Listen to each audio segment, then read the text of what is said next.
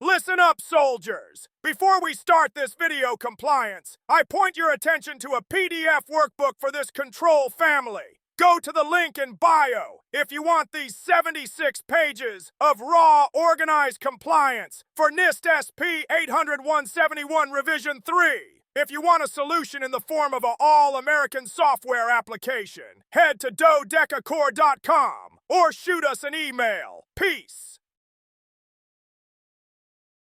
Welcome to the NIST SP 800-171 Revision 3 video series, brought to you by DodecaCore. If you're a small business, contractor, or developer supporting the Department of Defense, then this standard is essential. It outlines how to protect controlled unclassified information, or CUI, across your systems. The NIST SP 800-171 Revision 3 framework defines 17 control families, from access control to supply chain risk management, with nearly 100 individual requirements. These aren't just checkboxes. They're the blueprint for earning and maintaining trust when handling sensitive federal information like CUI.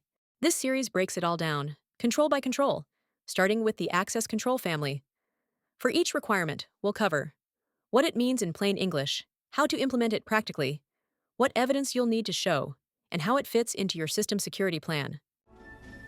Whether you're starting from scratch or reviewing your compliance maturity, this playlist will guide you step by step. Let's get started with the very first control, account management.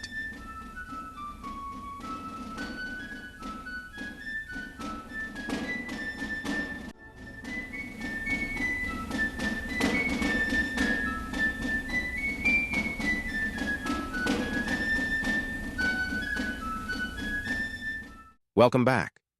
Today, we're diving into the first control in the access control family, account management. This control lays the foundation for managing who has access to your systems and why. At a high level, you're expected to define, manage, and monitor all account types, user accounts, admin accounts, service accounts, everything. You need to know who has access, confirm it's authorized, and remove access when things change. Here are the core requirements of this control. Define which account types are allowed and which are prohibited. Create and disable accounts using a repeatable process. Make sure each account is tied to valid authorization. Revoke access when someone changes roles or leaves the company. This isn't just about employee logins. It also applies to service accounts, emergency access, and any third-party integrations. To implement this effectively, write a clear and simple access control policy. Maintain a current list of all system accounts. Make sure each account is tied to a person or defined role. Set up automated workflows for when employees leave or change roles. And yes, don't forget to require logouts or timeouts after inactivity. If an auditor asks for proof, here's what you'll want to show: your written access control policy, logs or reports showing when accounts were disabled, a recent review of who has access, and a system-generated list of accounts and their activity. This control also ties directly into your System Security Plan, or SSP. That's it for the account management control. Next up, access enforcement. Be sure to like, subscribe, and check out the full playlist to keep moving through the access control family.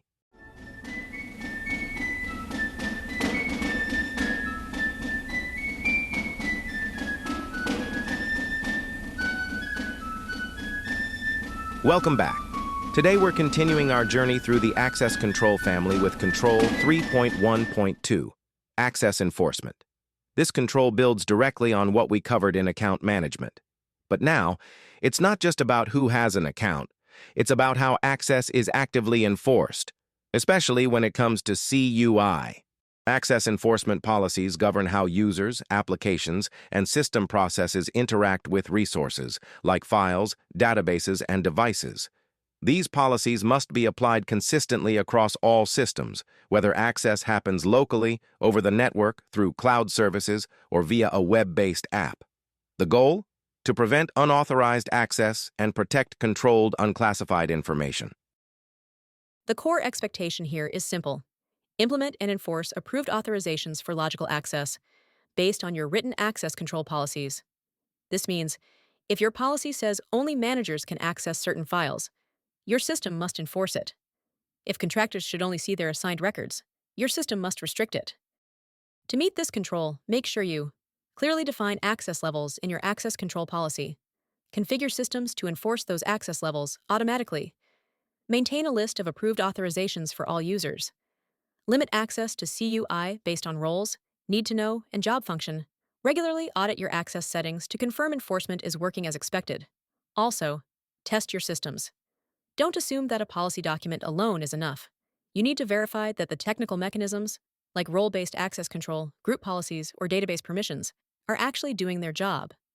If an auditor wants proof, be ready to show the following: your access control policy and enforcement procedures, configuration settings that restrict access, system audit logs showing successful and denied access attempts, a current list of user privileges, and documentation showing how CUI is logically protected. These artifacts also support your system security plan, where you'll map each access control measure to specific system components. That's it for 3.1.2, Access Enforcement. This control ensures that access isn't just granted, it's enforced, reviewed, and locked down. Next up, 3.1.3, Information Flow Enforcement. Be sure to like, subscribe, and follow along as we continue building secure, compliant systems, one control at a time.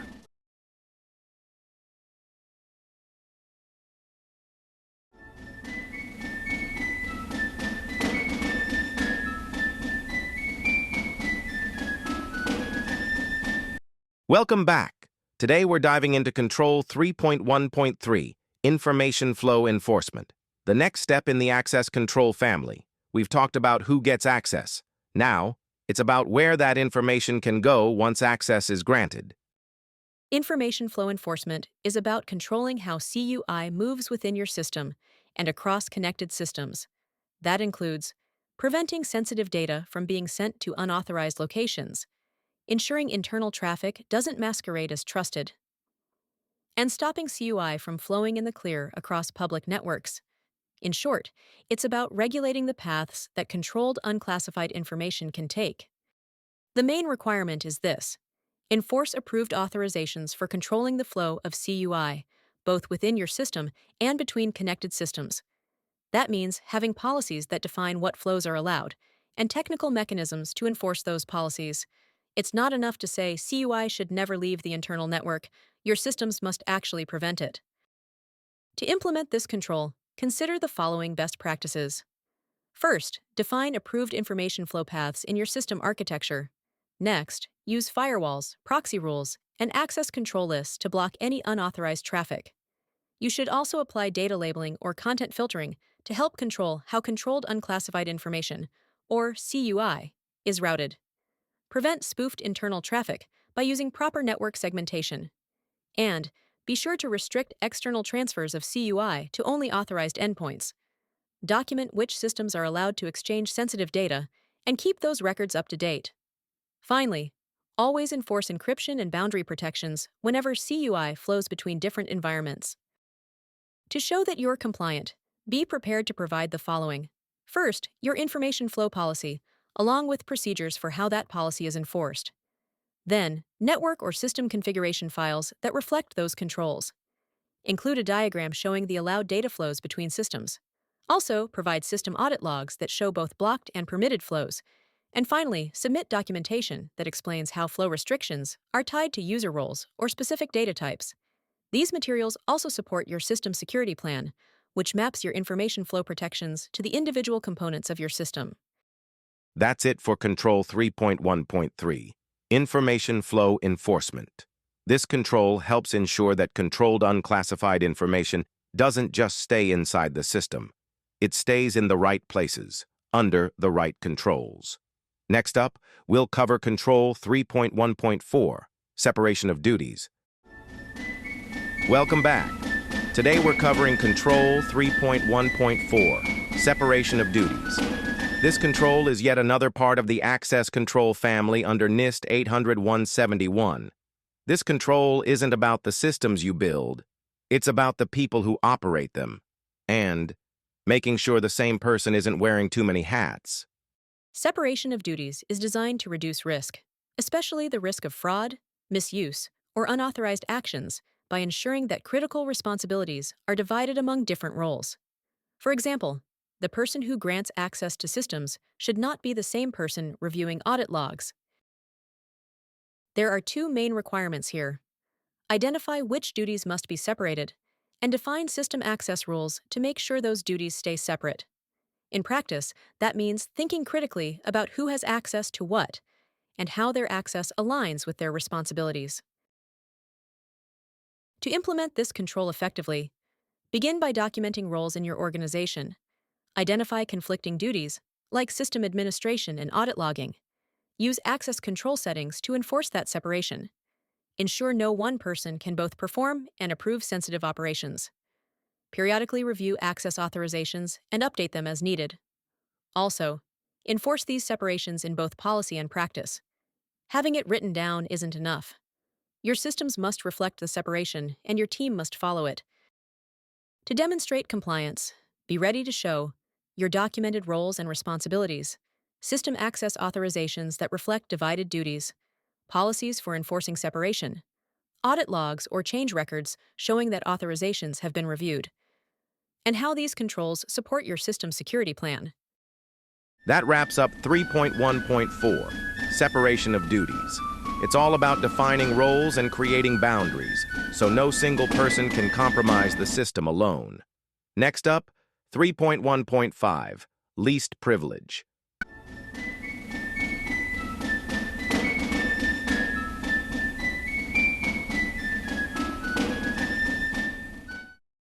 Welcome back. Today we're covering Control 3.1.5, Least Privilege, part of the Access Control family under NIST SP 800-171. This control is foundational to modern cybersecurity. It's all about limiting access, not out of distrust, but out of discipline. Least privilege ensures that users and system processes only have the access they need, nothing more. Whether it's a person, a script, or a service account, each one should only perform actions that support its job. This principle helps prevent accidental misuse and makes it harder for attackers to escalate access if something is compromised. To implement this control effectively, identify the critical security functions in your environment. Define which users or roles need access to them. Limit system access accordingly. Schedule regular reviews of all access privileges. Keep a documented process for updating or removing privileges. And don't forget service accounts. They need scrutiny too. Also, make sure your implementation matches your written policy. Auditors will want to see that you're enforcing this in practice, not just on paper. Here's something new in Revision 3. In the past, organizations could define certain parameters on their own, but now, the DoD has published specific requirements. For example, access to security functions must include, at a minimum, establishing system accounts, assigning privileges, configuring access authorizations, audit settings, vulnerability scans, intrusion detection, and managing audit information. Access to security-relevant information must cover threat and vulnerability data, firewall rules, security service configurations, cryptographic key management, security architecture, access control lists, and audit logs. And privileges assigned to roles or classes of users must be reviewed at least every 12 months to validate their necessity. These are no longer suggestions. They are required minimums and must be reflected in your implementation. To show compliance, be ready to provide access control policies and procedures, lists of assigned access authorizations, logs or records of privilege reviews and adjustments, system settings that reflect restricted access, audit trails showing access changes, and documentation that ties it all back to your system security plan. Here's one more critical point. Least privilege isn't just a technical setting, it's a culture. When your team knows that access is intentional, limited, and reviewed, you build trust and reduce the blast radius of any incident. That wraps up 3.1.5, Least Privilege. The rule is simple. Grant only what's needed and nothing more. Every permission should serve a purpose, and every privilege should be earned.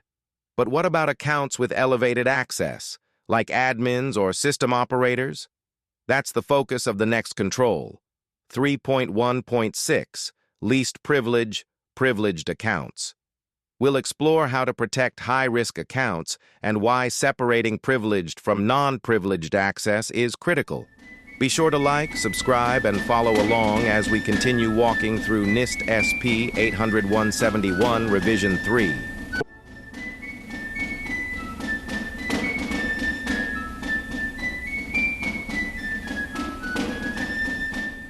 Welcome back. Today we're focusing on Control 3.1.6, Least Privilege, Privileged Accounts, another critical part of the access control family under NIST SP 80171. This control builds directly on what we covered last time, except now, the spotlight is on accounts with elevated access such as system admins, root users, and others with special privileges. Privileged accounts can bypass safeguards, access sensitive settings, and perform powerful actions. That's why the government and common sense say only trusted, authorized personnel should have them. The principle is simple. If you don't need privileged access, you shouldn't have it. And if you do, use it only for those specific tasks. There are two key requirements under this control.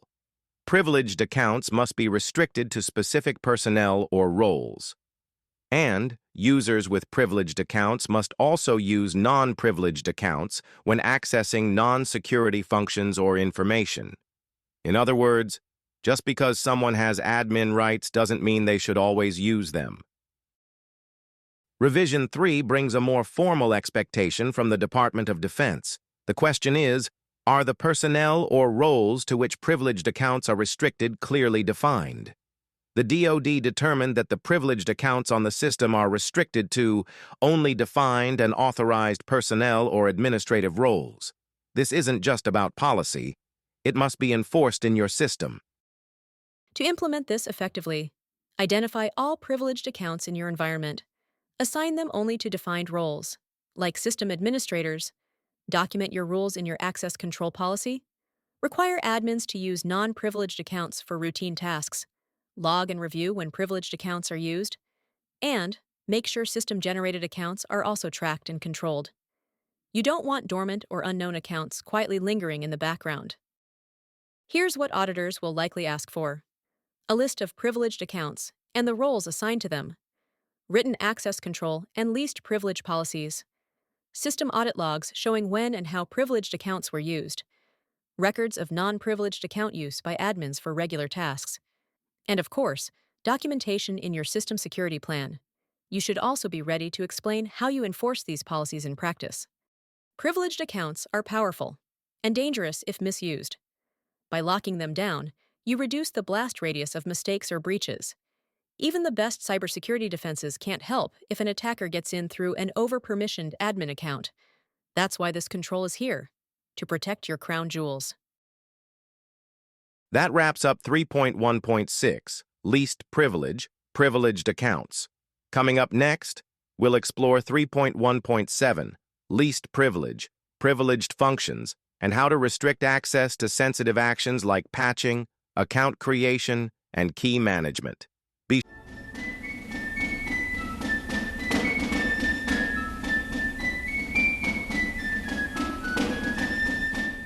Welcome back. Today we're continuing our deep dive into least privilege, this time with Control 3.1.7, Privileged Functions. If the last control focused on who has elevated access, this one is about what they can actually do. Certain system functions, like creating accounts, patching systems, changing configurations, or managing cryptographic keys, are considered privileged functions. These are high-impact actions. If misused, by accident or by a compromised user, they can lead to serious consequences. That's why only authorized users should be able to perform them, and why organizations must actively prevent unauthorized access to these functions. Here's what this control officially requires. Prevent non-privileged users from executing privileged functions. Log the execution of those privileged actions. Simple in theory, but to do it well, there's more to consider. To implement this control effectively, and go beyond the bare minimum, clearly define privileged functions in your access control policy. Use role-based access controls, RBAC, to ensure only authorized users can perform them. Configure your systems so that non-privileged users are blocked from executing sensitive operations. Set up logging for all privileged functions, like system changes, patching, or key management. Review those logs regularly to detect misuse or anomalies. And document the entire approach in your system security plan. If it's not logged, it didn't happen, at least not in the eyes of an auditor. When it's time for an assessment, be ready to provide your access control and least privilege procedures, a documented list of privileged functions and who is allowed to perform them, system audit logs that show when these functions were executed, system configurations demonstrating access restrictions, and your official list of audited events tied to user accounts. Auditors may also ask your system admins or developers to walk through how these protections are enforced in real life. That wraps up Control 3.1.7, Least Privilege, Privileged Functions. The takeaway? Control who can take action and track when they do. Coming up next, 3.1.8, Unsuccessful Logon Attempts. We'll look at how systems detect and respond to brute force or unauthorized access attempts.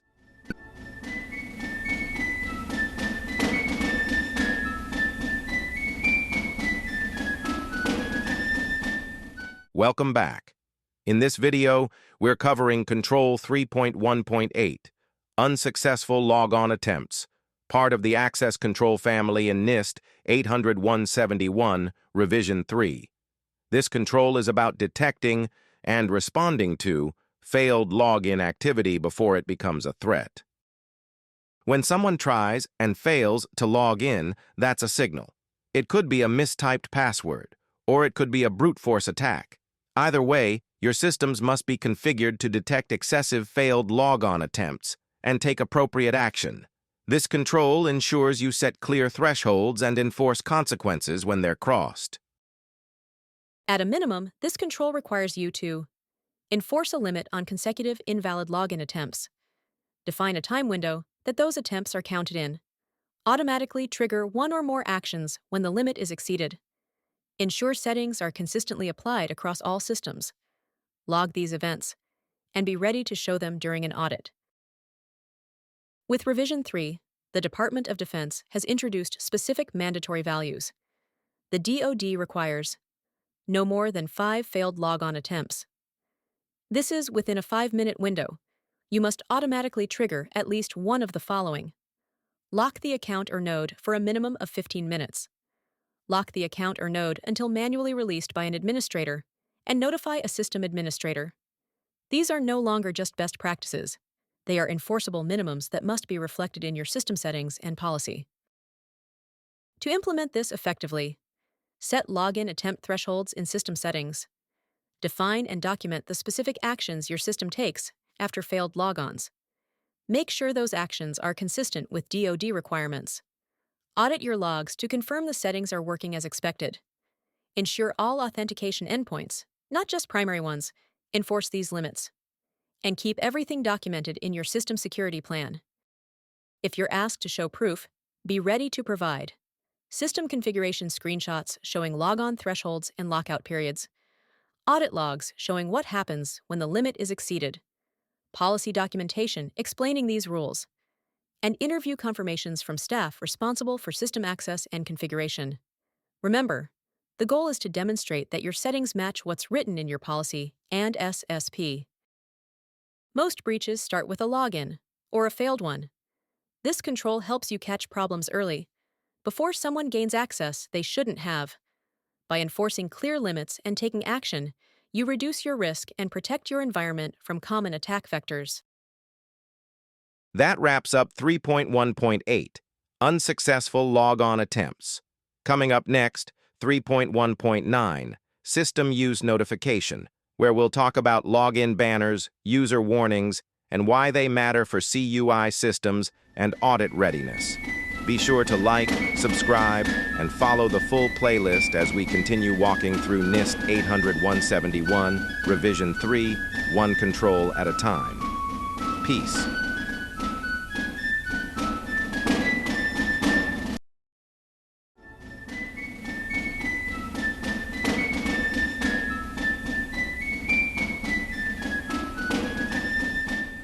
Welcome back. In this video, we're covering Control 3.1.9, System Use Notification, part of the Access Control family in NIST 800-171, Revision 3. This control ensures that anyone accessing a system that handles controlled unclassified information, also known as CUI, will see and acknowledge a proper warning before getting in. Before a user logs in, the system must display a clear privacy and security notice.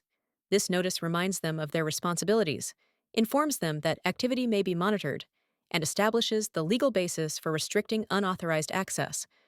These warnings apply to any system with a human interface, and they must appear before access is granted. If there's no user-facing interface, like a background service or automated device, then this control doesn't apply. To comply with this control, you need to display a system use notification before login. Include privacy and security language consistent with CUI handling rules. Make the message unavoidable. Users must see it before accessing the system. Consider whether secondary notifications are needed at the application level. Ensure messages are documented and approved by appropriate personnel. Here are a few ways to implement this effectively. Use login banners on all systems that process or store CUI. Include clear statements about monitoring, authorized use, and privacy. Display messages at both network and application logins if necessary. Avoid vague or informal language. This is a compliance requirement, not a courtesy. Keep copies of the message text in your system security plan and relevant policies. When it's time for an audit, be ready to show screenshots of the login banner or warning message, system configuration settings showing how the message is enforced, policy or procedural documents that define and approve the message, user acknowledgments or records confirming the message was seen, interview responses from system administrators or legal staff, audit logs, if available, showing login activity preceded by the message. System use notifications aren't just about checking a box. They protect your organization by making expectations clear, establishing legal grounds for monitoring, and reminding users that security starts at the login screen. They also support rules of behavior requirements, helping ensure users understand what's allowed. That wraps up 3.1.9, System Use Notification. Coming up next, 3.1.10, Device Lock, where we'll discuss session timeout policies and how to keep systems secure when users step away.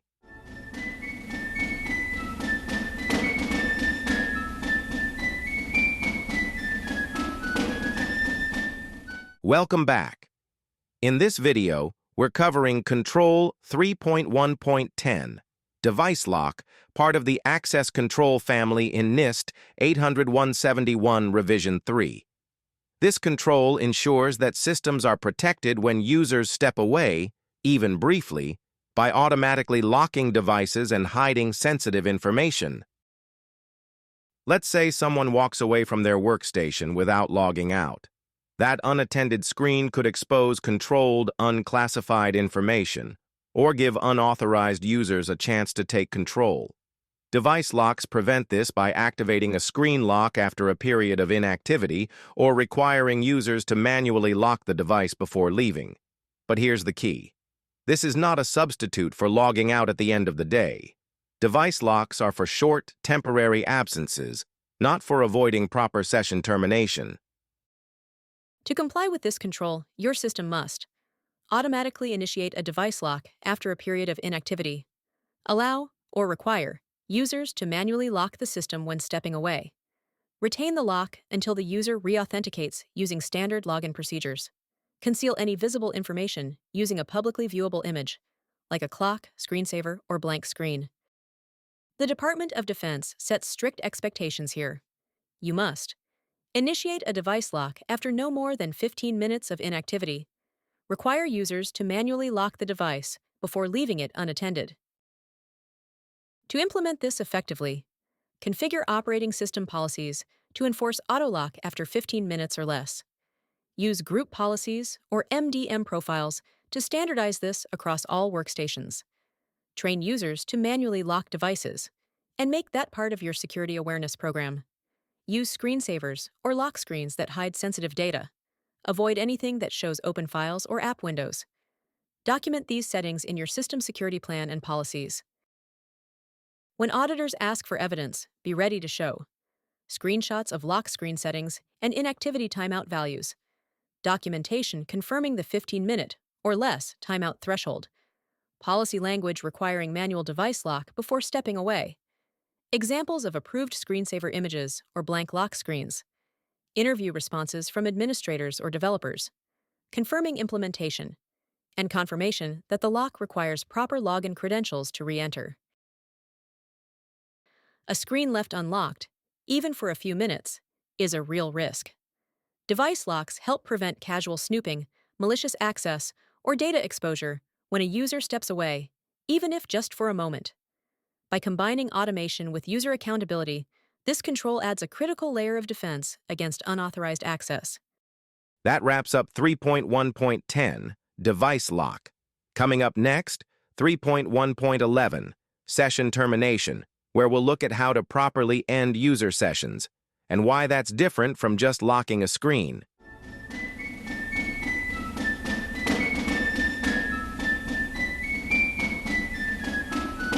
Welcome back. In this video, we're diving into Control 3.1.11, Session Termination, part of the Access Control family in NIST 800-171 Revision 3. This control ensures that user sessions are ended properly, based on defined conditions, to protect your systems from lingering unattended access. Let's clarify something right away. This control is about logical session termination, not network disconnection.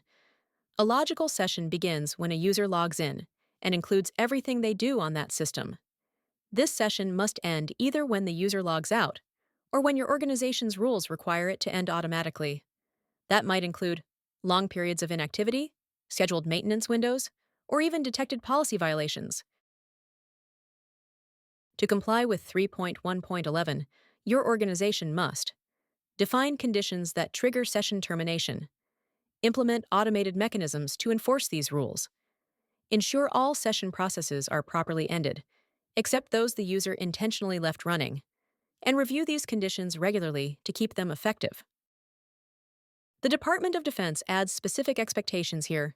You must terminate sessions after a specified duration, maximum of 24 hours, of inactivity, detected misbehavior, such as attempted policy violations, or during system maintenance to prevent issues with an upgrade or service outage.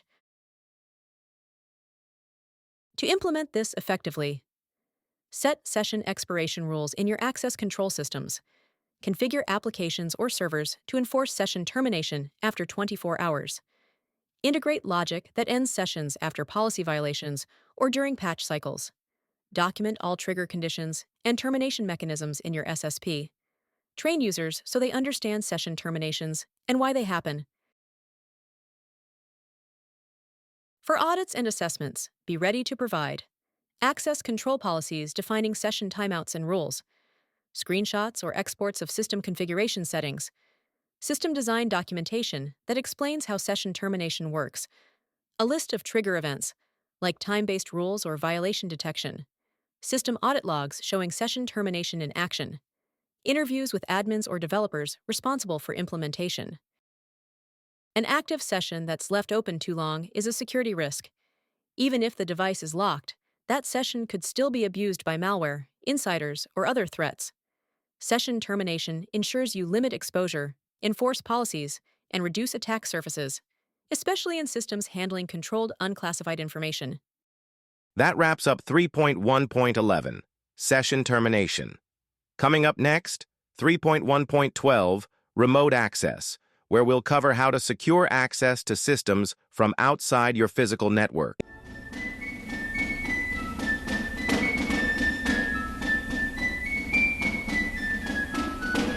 Welcome back.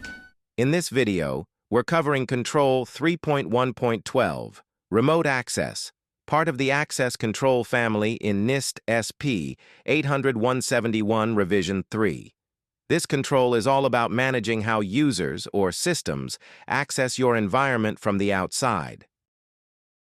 Remote access includes anything that connects to your system over external networks, like the Internet. That might mean remote employees, third-party vendors, or administrators working off-site. But here's the risk. Remote access opens the door to potential attacker, so it needs to be monitored, restricted, and explicitly authorized. This control helps you ensure that only approved connections are allowed, that they go through managed access points, and that privileged actions, like changing system settings, are tightly controlled when done remotely.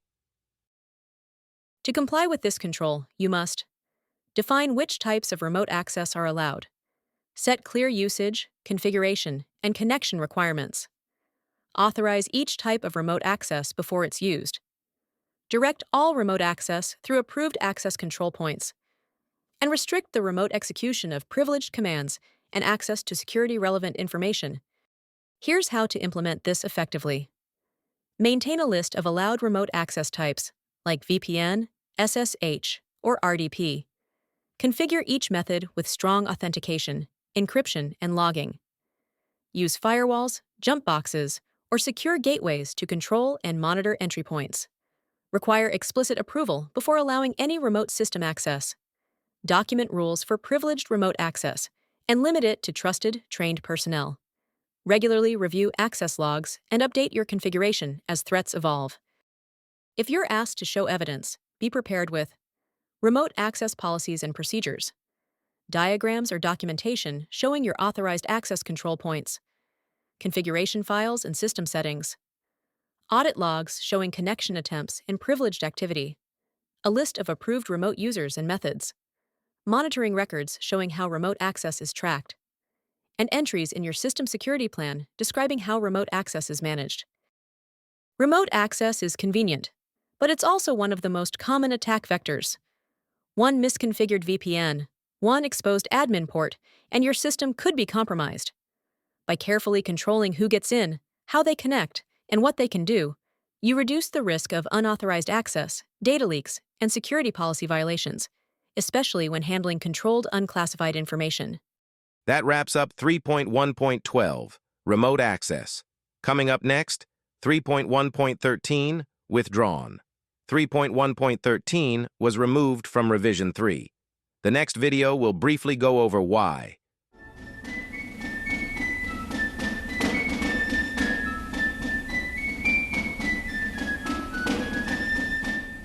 Welcome back. This video covers Control 3.1.13, which has been withdrawn in NIST 800-171 Revision 3. According to NIST, this control is now addressed by Control 3.13.8, Transmission and Storage Confidentiality. This is part of the System and Communications Protection family.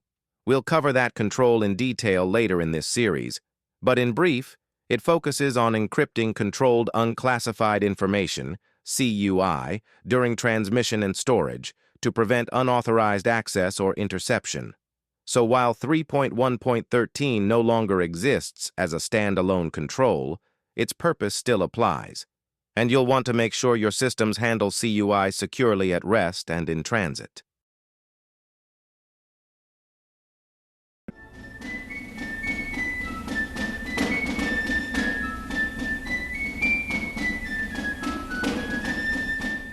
Welcome back. This video covers Control 3.1.14, which has been withdrawn in NIST 800-171 Revision 3. According to NIST, this control is now addressed by Control 3.1.12, Remote Access, which we've already covered earlier in this series. That control now includes the full scope of remote access requirements, including monitoring remote connections, routing access through managed control points, and restricting privileged commands and access to security-relevant information when remote. So while 3.1.14 no longer appears as a separate control, its intent is still very much enforced, just under a more consolidated, modernized structure in 3.1.12.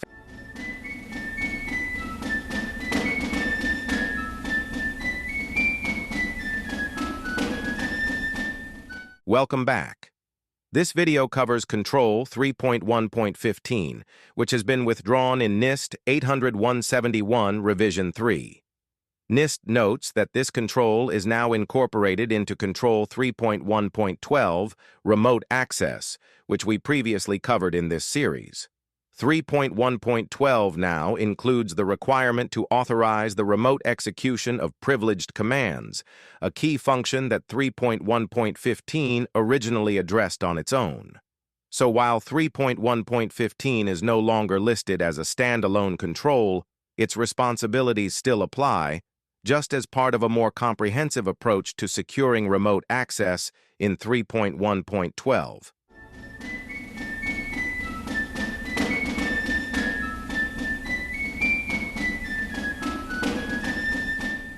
Wireless access, like Wi-Fi or Bluetooth, can be convenient, but it's also one of the most exploitable attack vectors in your environment. This control requires you to restrict, configure, and authorize all wireless access and make sure wireless connections are secured with strong authentication and encryption. You must also disable any wireless capabilities you don't need, especially those embedded in devices that may go unnoticed. To comply with 3.1.16, you must define every type of wireless access allowed in your system. Establish usage restrictions, configuration, and connection requirements for each. Authorize wireless access before it's used. Disable wireless networking capabilities if they're not intended for use. Protect all wireless access using authentication and encryption. This applies to laptops, smartphones, tablets, IoT devices, even embedded wireless features in things like printers or sensors. To implement this effectively, maintain a detailed inventory of all wireless-capable devices.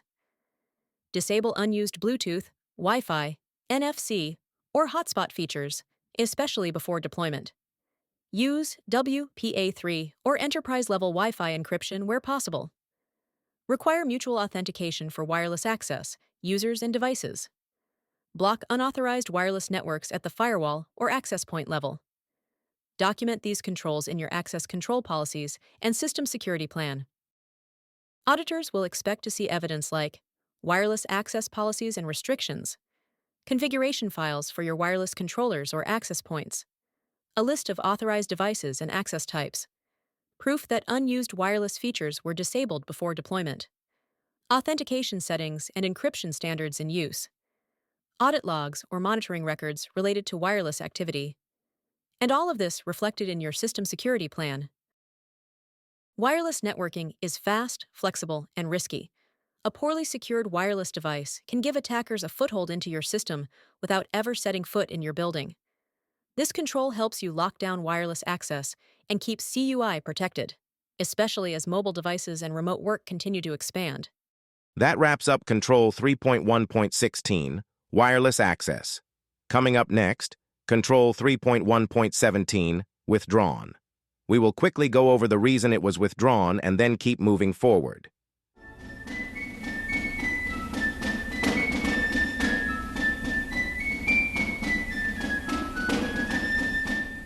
Let's take a look at Control 3.1.17, which has been withdrawn in Revision 3 of NIST SP 800-171. This control has been incorporated into Control 3.1.16, Wireless Access, a control we've already covered in this series. 3.1.16 now addresses usage restrictions, configuration settings, authorization, and encryption for all wireless system access, including the concerns that 3.1.17 used to handle. That means while 3.1.17 is no longer listed independently, its intent lives on as part of a more unified approach under wireless access. You can revisit our earlier video on 3.1.16 for a full breakdown. Coming up next, 3.1.18, Access Control for Mobile Devices. America, can you hear me now?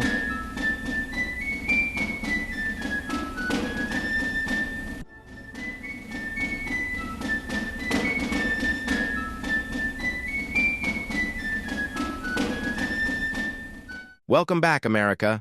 In this video, we're covering Control 3.1.18, Access Control for Mobile Devices, part of the Access Control family in NIST SP 800-171, Revision 3. This control is all about defining, restricting, and protecting mobile devices, especially when they're used to store, process, or transmit controlled unclassified information, or CUI. Mobile devices like smartphones, tablets, and even smartwatches are powerful, portable, and often overlooked. But when they access sensitive systems, they become potential gateways for compromise. This control ensures that only authorized mobile devices connect to your systems, that they're properly configured, and that encryption is in place to protect CUI if the device is lost or stolen.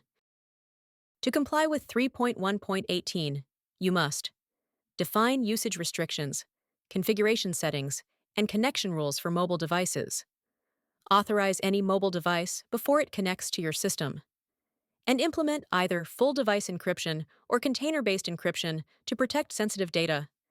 This control also includes physical responsibility, making sure users know how to protect mobile devices outside of controlled spaces. To implement this effectively, maintain a policy that defines which mobile devices are permitted. Require device registration and approval before system access. Use mobile device management (MDM) tools to enforce encryption, OS updates, and app restrictions. Require screen locks, remote wipe capability, and malware protection. For BYOD scenarios, use secure containers that separate business data from personal content. Disable hardware not needed for mission purposes, like Bluetooth, cameras, or syncing features. Train users on their responsibility to protect mobile devices at all times. When auditors ask for proof, you should be ready to provide a documented mobile device usage policy, system settings showing encryption status, lists of authorized mobile devices, configuration profiles enforced by your MDM solution, audit logs of device connections, user agreements or training acknowledgements, and the full policy documented in your system security plan. Today's mobile devices can carry as much data as laptops, but they're easier to lose, harder to monitor, and more likely to cross physical security boundaries. By controlling how mobile devices connect and protecting their data with encryption, you reduce the risk of accidental loss, insider threats, and remote compromise of sensitive systems. That wraps up Control 3.1.18, Access Control for Mobile Devices. Coming up next, Control 3.1.19, Withdrawn. We will quickly talk about why this control was withdrawn, and then it's on to the next.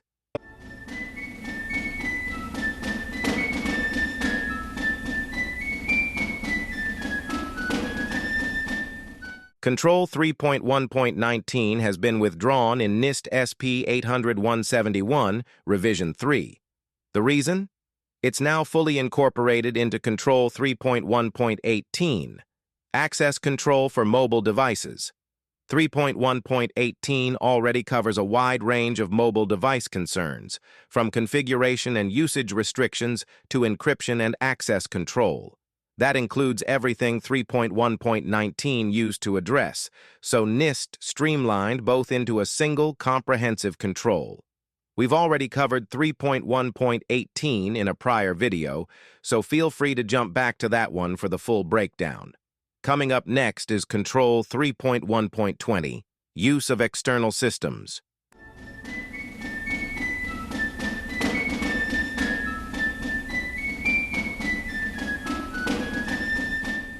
Welcome back, America. In this video, we're covering Control 3.1.20, Use of External Systems, a crucial piece of the access control family in NIST SP 800-171, Revision 3. This control addresses one of the most common and often overlooked risks in cybersecurity, allowing access from systems that you don't own or fully control. An external system could be a personally owned laptop, a contractor's tablet, a non-federal partner's cloud service, anything outside your organization's direct control. The goal of this control is to ensure that no external system is used to process, store, or access controlled unclassified information unless it's explicitly authorized and meets your defined security requirements. To comply with 3.1.20, your organization must prohibit the use of external systems unless they are specifically authorized. Define and enforce security requirements that those systems must meet. Allow use only after verifying those requirements are satisfied. Retain approved system connection agreements. And restrict the use of your organization's portable storage devices on external systems. This ensures you don't accidentally introduce risk by trusting systems that haven't been properly evaluated. The Department of Defense defines some mandatory parameters. At a minimum, your policies should specify what types of applications can be accessed from external systems, the highest security category of data that can be handled externally, and any limitations if formal terms and conditions can't be established with the external system owner. When possible, follow NIST SP 847 as a reference for creating secure information exchange agreements. And so that there is no confusion, here is the DoD-defined parameter in their words. To implement this control effectively, maintain a list of all approved external systems, including contractors and third-party platforms. Define required controls, like encryption, patching, endpoint protection, and access logging. Require signed system connection or data sharing agreements. Enforce restrictions through policy, technical controls, and regular audits. Prohibit the use of personal USBs or external drives on organizational systems, and vice versa. Document everything in your system security plan. When auditors ask for evidence, be ready to provide. Policies prohibiting the use of unauthorized external systems. A list of authorized external platforms or devices. Defined security requirements for external access. Records of system connection agreements or memorandums of understanding. System logs showing access only from approved external sources. And entries in your system security plan reflecting these controls. External systems can create blind spots, places where your policies and protections may not apply. Whether it's a contractor laptop or a cloud system owned by a partner, you need assurance that your data stays protected and your attack surface stays contained. This control ensures you're not trusting systems just because you work with the people who use them. That wraps up Control 3.1.20, Use of External Systems. Coming up next, Control 3.1.21, Withdrawn. We will quickly explain why it was withdrawn and then keep moving through the controls.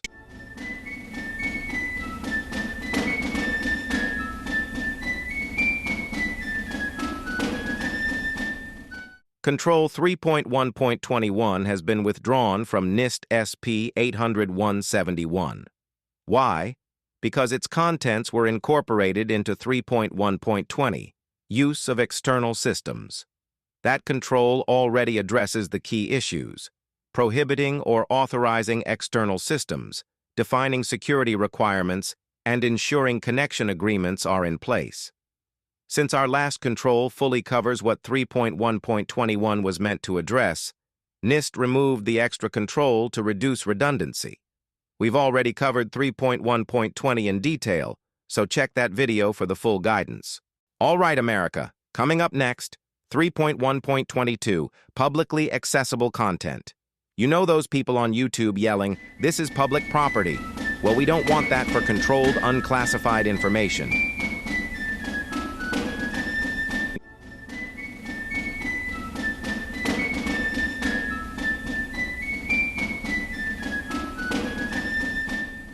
Welcome back, America. In this video, we're covering Control 3.1.22, Publicly Accessible Content, part of the Access Control family in NIST SP 80171, Revision 3. This control is short, direct, and absolutely critical. It ensures that controlled unclassified information, or CUI, never ends up exposed on public-facing systems. Whether it's your website, a shared document portal, or a public FTP server, you must ensure that non-public information, especially CUI, is never made available to the public. This control has two major requirements: train staff to understand what CUI is and how to spot it, regularly review public-facing content, and remove any CUI that slips through. To comply with this control, your organization must train all authorized individuals to recognize and protect CUI. Review the content on publicly accessible systems for accidental exposure. And if CUI is found, remove it immediately. This applies to websites, knowledge bases, marketing materials, and any system accessible without authentication. To implement this effectively, include CUI awareness training in your onboarding and annual refresher programs. Maintain clear procedures for reviewing publicly available content. Use automated tools, where possible, to scan for keywords or file types that may include CUI. Establish a simple reporting process for team members to flag accidental exposure. Log any incidents of CUI discovery and document the actions taken to remove it. Auditors may ask for training records showing that staff were taught how to identify and handle CUI, logs or reports showing regular content reviews of public systems, documentation of any removal actions, including incident timestamps, policies outlining how CUI is protected in public-facing workflows, and references to these controls in your system security plan. CUI doesn't always get breached by hackers. Sometimes it's exposed through a simple mistake, like uploading the wrong file to a public page. This control ensures your organization actively prevents accidental disclosure by combining training with regular monitoring of your public-facing assets. That wraps up Control 3.1.22, Publicly Accessible Content. Not only that, but that was the last control of the access control family. You made it. But the work is not over. There are 16 other families of controls that make up NIST 800-171 Revision 3. The next family is 3.2, Awareness and Training. If you support America and protecting civilians through educating them on cybersecurity, give this channel a subscribe. Made in America. Peace.